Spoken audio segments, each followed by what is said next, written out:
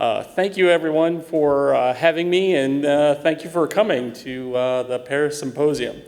I'm sorry I cannot deliver this in French. I would just butcher the whole thing. It wouldn't be good for you, it wouldn't be good for me, so I'm hoping that we can proceed in English and both of us receive some good information out of the session. So I was asked to do a presentation based on questions received from the attendees in advance. The first question was dealing with customizing the Alloy editor. Customizing the Alloy editor is such a pain. How do you find the runtime catalog of the different buttons available? This really goes to more of a general discussion about Liferay documentation. We've always had an issue with documentation. We always try to make it better. There are references online for the Liferay documentation for Alloy editor and for the buttons that are available. There's also a site dedicated to Alloy editor. So through those two pieces, you can usually find the information that you're looking for customizing Alloy. The Alloy editor site is really a good one in that it shows off the buttons that are available and even gives some templates for how you might build buttons that will provide functionality that many folks are looking for. The second question is interesting. Removing unused modules. How can we properly remove unused modules in Liferay, OSGI? Which app suites can be safely removed? This was a communication issue on Liferay's part, partially because when we were proceeding to introduce OSGI, there was a thought inside as well as outside that providing a modularized core was going to allow folks to remove components from the Liferay platform that they weren't using. The one thing that we found over time, though, is that that's really not possible. Liferay tends to be, from a core perspective, tightly coupled. So something like the blog has bindings to the asset publisher framework, to the editors, to various pieces across the platform. And most of the Liferay features and functionality are all tightly coupled in that way. So it's really not possible to remove pieces from the core. That being said, on Liferay 7.2 and going forward, we're going to pursue alternative methods of delivering new functionality to the platform via marketplace plugins or another as yet decided deployment mechanism. So we're moving away from delivering components as integrated parts of the Liferay core and moving more towards delivering those as separate assets, separate entities that you can deploy on your own if you need them. So the quick answer to this question is you really can't, but the long-term answer is we are working towards new deployment methods that will allow us to deliver functionality, but you don't have to absolutely use it if you don't want to.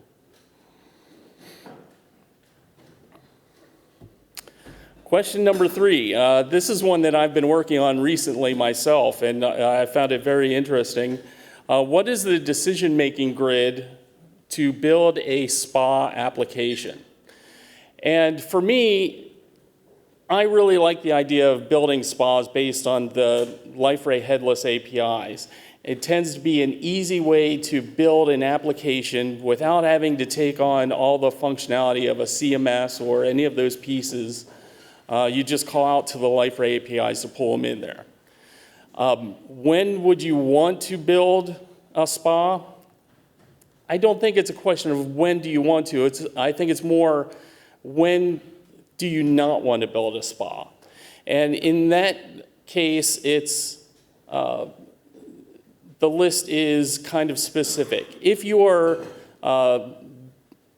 want to own the whole page, then you're going to have a SPA. But if you're leveraging other pieces of existing Liferay functionality, other portlets, custom portlets, or out-of-the-box portlets, then you're going to be confined to building within Liferay. But if you're not relying on any of those pieces, you can go with a SPA. If you are navigating between, or needing to navigate between other pages of your portal, then I think you're still also going to stay within the Liferay mechanism. Because when you're in a SPA, if you navigate away and come back, your context is lost. So if you need to integrate with existing Liferay navigation, I'm not sure a SPA is going to be a good fit for you. But in general, I think SPAs can be a great way to deliver a custom application, a custom look and feel, leveraging the Liferay headless APIs, either the out-of-box APIs or your custom APIs. I just did a blog series of how you can build your own APIs, and leverage those within a SPA to deliver the kind of applications and functionality that your users may need.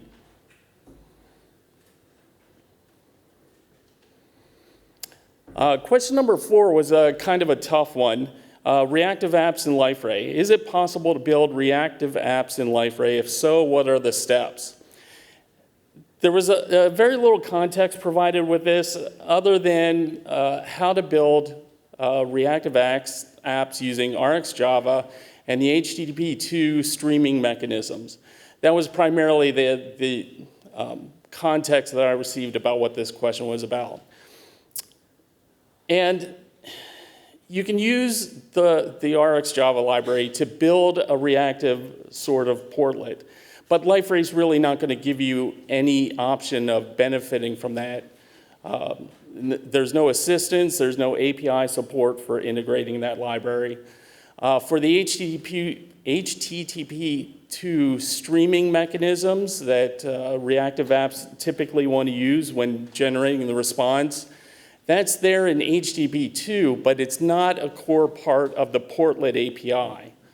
It may eventually get there on portlet 4 if there ever is such a thing, but it doesn't exist now. So your only option would be to, from a portlet, get your HTTP request and response object, and then try to stream in there. But from a portlet perspective, you have to remember the portal is busy aggregating the content of all of your portlets. So you can't just grab the stream and start writing to it. It could already have data in there from the other things the portal is aggregating. So there's not going to be a lot of option here for leveraging this kind of functionality.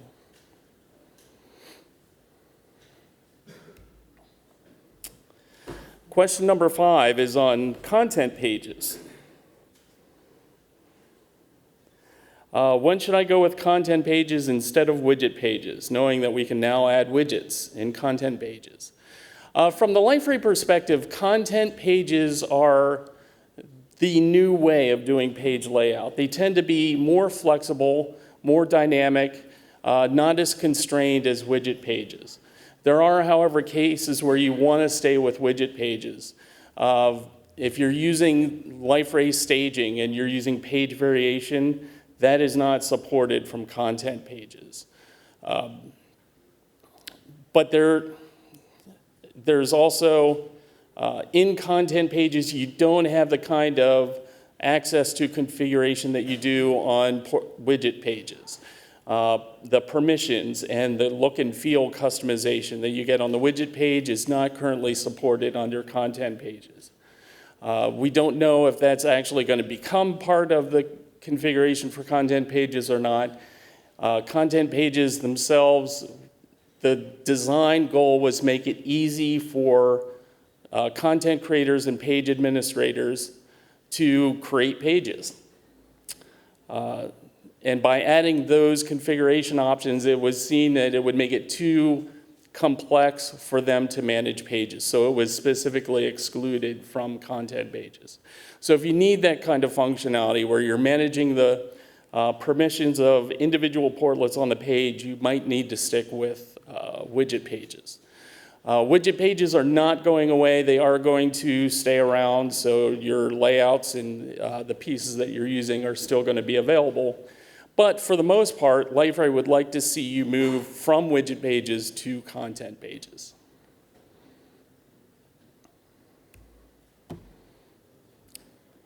That was all the questions that I got submitted in advance. So now I'd like to open it up to you guys. So if you have some questions, please throw them my way. I'd love to answer them for you.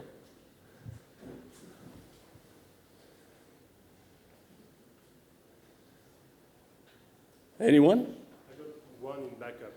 One backup. Yeah, one last minute. Okay.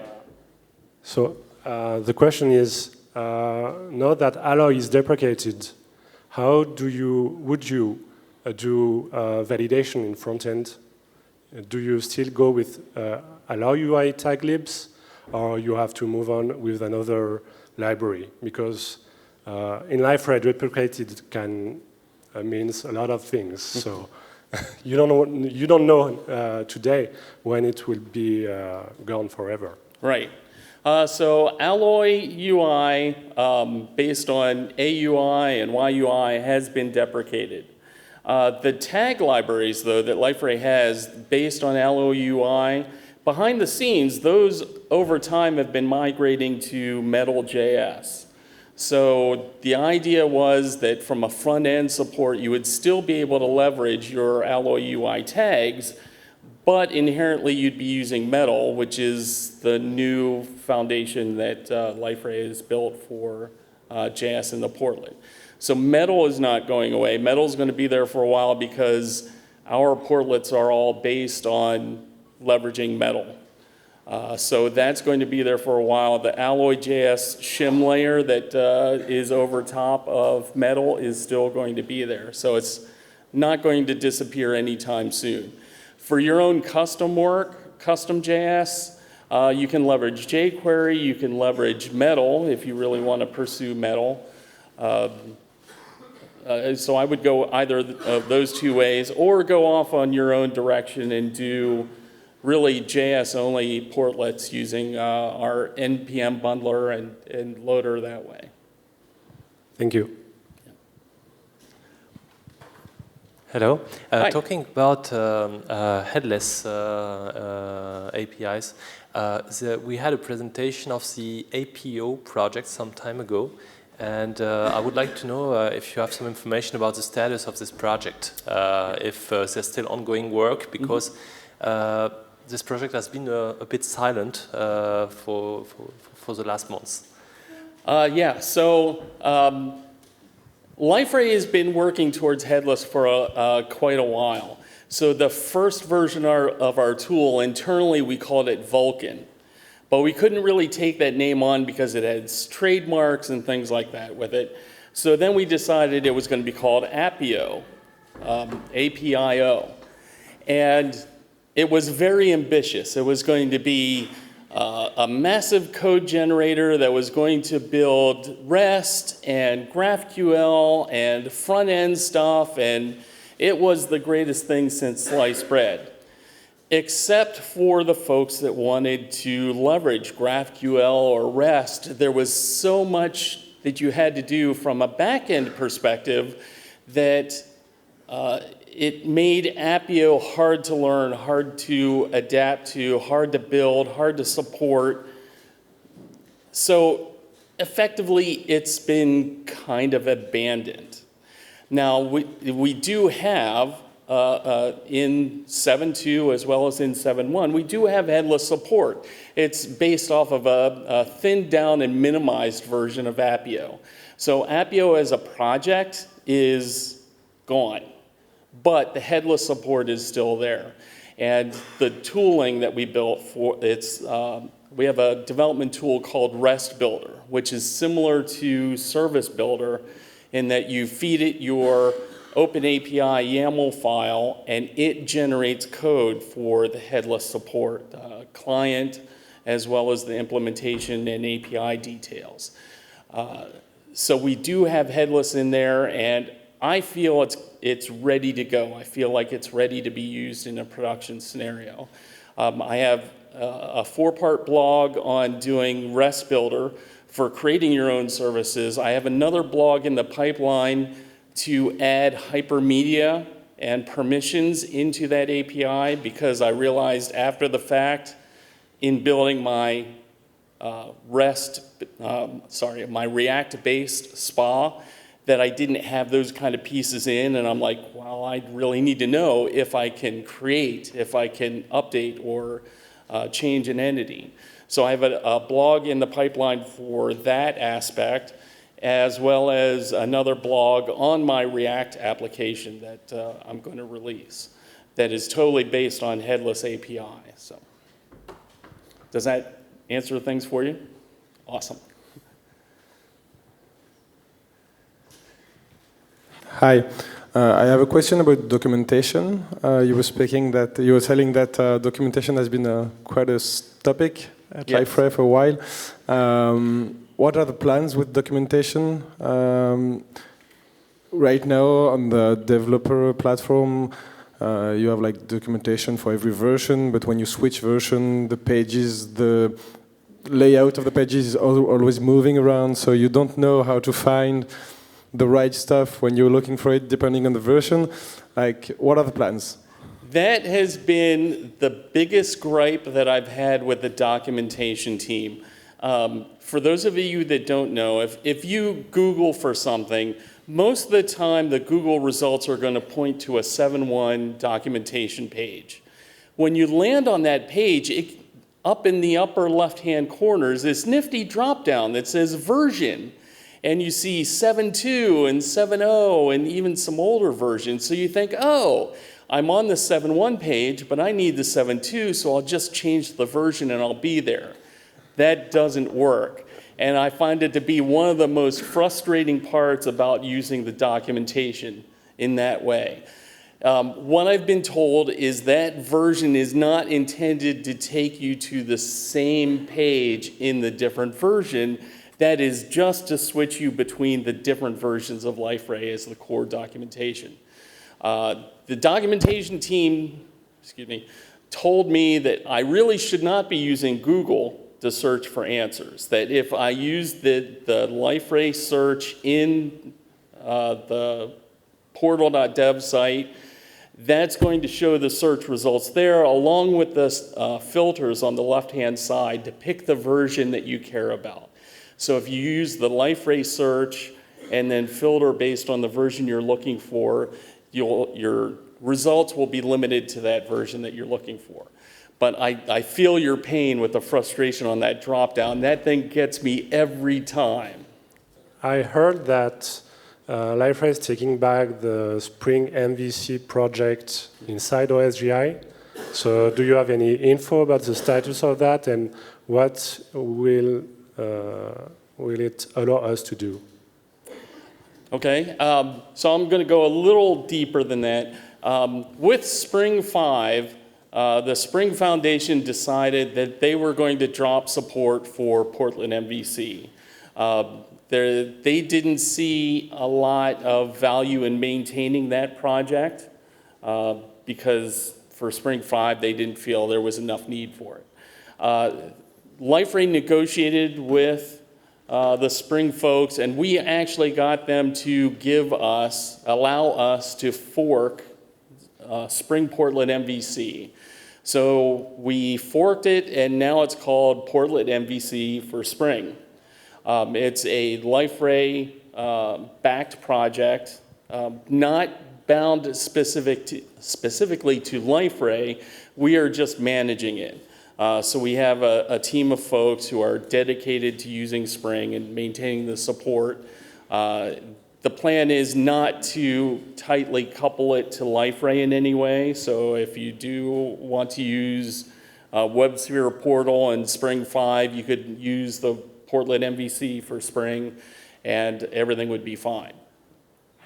Our folks are busy integrating the OSGI and CDI injection mechanisms into the Spring 5 Portlet MVC container so that you can use the regular Spring annotations to inject dependencies from any of those other pieces. So that work is underway. I'm not sure what the release plan is for that, but it is in the pipeline. Hello again. More and more people are switching from Eclipse to Intellij. We have tools now to use Liferay. There is a plugin for Intellij. Are there any plan to switch the official IDE to Intellij at Liferay or not? There's no official plan to make that change. They're going to continue to make LDS and the Liferay IDE based on Eclipse. But within Liferay, pretty much everyone that I know is using Intellij exclusively. We have very few people who are still using Eclipse in any way. So we now have the tooling in place. That's going to continue. So I think what you're going to see is both paths are going to be supported and developed and improved. And we're not going to drop one in lieu of the other. I think there's other issues with being able to release Intellij as a community edition, but I think there's issues trying to release it as a product with your plugins injected into it, whereas we can do that easily with Eclipse because the license allows it. I don't think the Intellij license does. Following that, just following that question, the thing is we have to use Eclipse for the upgrade tool. Yeah. So we see Blade coming in the way of having commands to migrate some plugins. So maybe is it something we can see Blade at the upgrade tool being agnostic of whether you use Eclipse or Intellij, not being stick with Eclipse just for the upgrade. Right. The upgrade tool, though, within Eclipse is awesome in that it has the nice UI and everything to help you with the migration.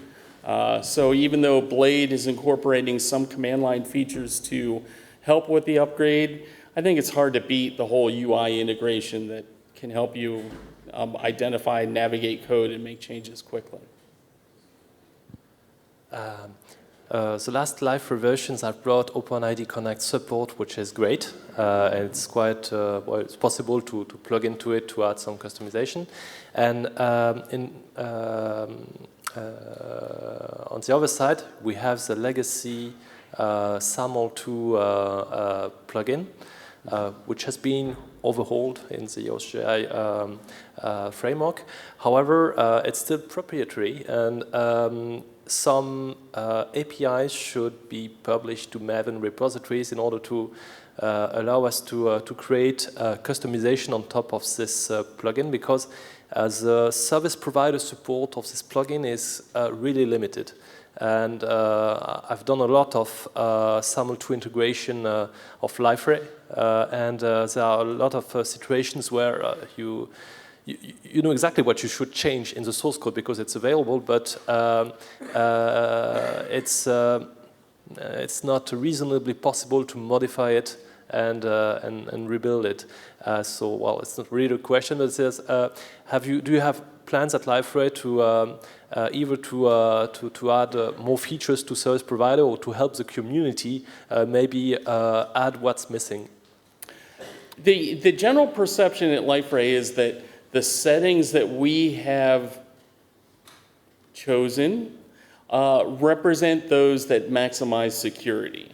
So, there, for example, we require that both the message and the body have to be signed. In most products, they don't do that. I mean, they want one piece, the headers to be signed, but they don't require the body to be signed. There's a lot of cases, and I'm sure you probably know more than I do, where the Liferay choices were very restrictive and hard to implement from the IDP side. I don't get the impression that Liferay is going to be willing to lower security to make it easier to integrate with other tools. I think the expectation is that you can configure the other tools in order to increase the security to match the requirements of Liferay. This is indeed a situation that we've been able to manage. Mostly the issues I have now is on attribute mappings. Liferay is very limited. It allows you to map only email, first name, last name, screen name. And it would be quite easy to add some code to manage additional attributes, but being proprietary, no easy hook to add some custom code. Sometimes we cannot move. So because there have been forum posts where the guy who maintained it some time ago said, well, it's maybe in the plans for the future, but I think there is not a lot of investment on the Liferay side on this component. Maybe it would be time to let the community add what's missing, I think. Yeah, and from the Liferay side, I think our expectation is while you might be using a SAML IDP for your authentication purposes, you're still going to be backed by an LDAP.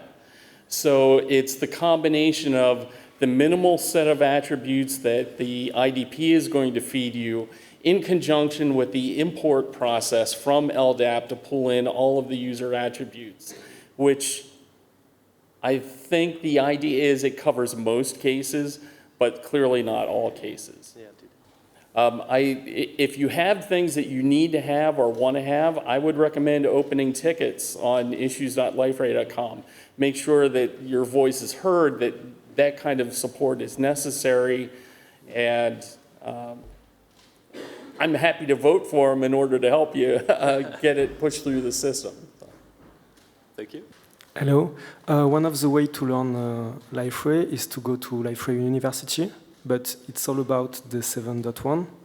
Do you know if there is a plan to go to the 7.2?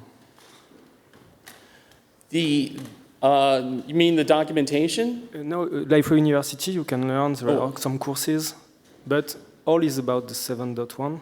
They are working towards releasing 7.2 versions of all of the courses that are on Liferay University. Unfortunately, the product got released before the university courses were available, but I know that they have been working towards getting those released. Thank you. Hello. 6 months ago, Elasticsearch 7 was released. Where are the plugins to use it in Liferay? It's not out yet.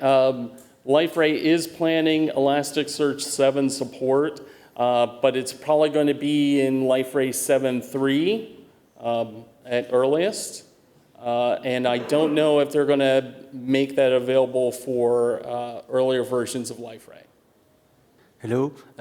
About the search API from Liferay and Elasticsearch, is there some plan in the future to allow the use of scroll API in Liferay from Elasticsearch, even if it's not implemented for Solar, but if you use it, you know you will be using Elasticsearch, so maybe some way to enable it with some settings from the configuration pages, something like that? I don't believe so. The Liferay search represents a lowest common denominator. We support Elastic as well as Solar. So the functionality that we expose would need to be available on both platforms. And if it's not available on one or the other, and we don't want to build and support for Solar for a piece that's not there that Elastic provides. Okay, so we have to inject some Elasticsearch client and you work directly with it. Right. Okay, thank you. Hi. For the document repository, I have two choices, the simple file storage and the advanced one.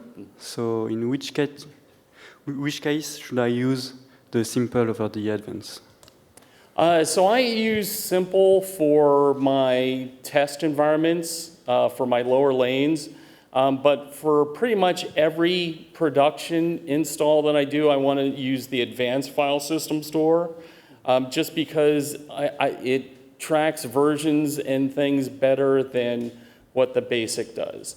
I think simple is good for your lower lanes where you don't want to have a lot of administration involved with managing your document repository.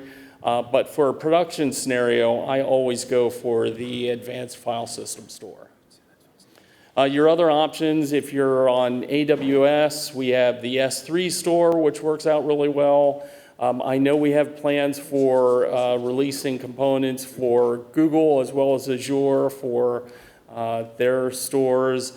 There's also the JDBC store, which can seem appealing, but in general, as a consultant in my professional life, I always recommend not using JDBC store just because of the performance overhead that it brings. So most of the time, I want to go with the advanced file system store. About the background task API, there is a few documentation, but it's missing information about case where your portal is reboot while a background task is running, and how you can retry it on error, things like that. So do you know if there are plans in the near future to add more documentation about this? I don't know if there's plans to add more documentation. In general, we don't want to be removing something that's tied to a background task. So you don't want to undeploy a module that has the implementation of your background task while it's running. Obviously, in development, it's not going to be that easy for doing your rapid deployment to make sure things are going to work. I think you're just kind of stuck with it. In production, though, you want to be much more regimented about when you're doing your deployments and doing your recycles and kicking your things off to make sure that they execute when you need them to. Okay. I don't know if there's going to be any more documentation for it. I've always found the background tasks to be one of the least documented things out there, even though to me it seems to be the most beneficial for queuing up activity that has to run for a long period in the background. But they don't ask me what documentation to build. Because in case of crash, you get your background task stuck in a running status. And on top of that, you've got a lock stuck in base 2, so you don't have any background task that can run until you go and change the DB yourself, so manually. So maybe adding some way to reset the stuck background task in the configuration page, in the panel control pages would be beneficial. When I get back to the States, I'll reach out to the contacts that I have and see if there is anything that they can do there to make that process easier. Okay, thank you. You're welcome. There's a very cool feature in Liferay. It's the script panel. Yes. It's a good way to circumvent production issues without doing a full go live. And it can be a very good temporary solution. Since DXP, there's only a Groovy support. Do you know if there's a plan to have a Ruby, for example, back? Or do you know how to deploy a new language to support on this panel? I love the scripting control panel. It can be a great way to go in and dynamically on the fly execute Liferay APIs without having to deploy a module or do anything like that.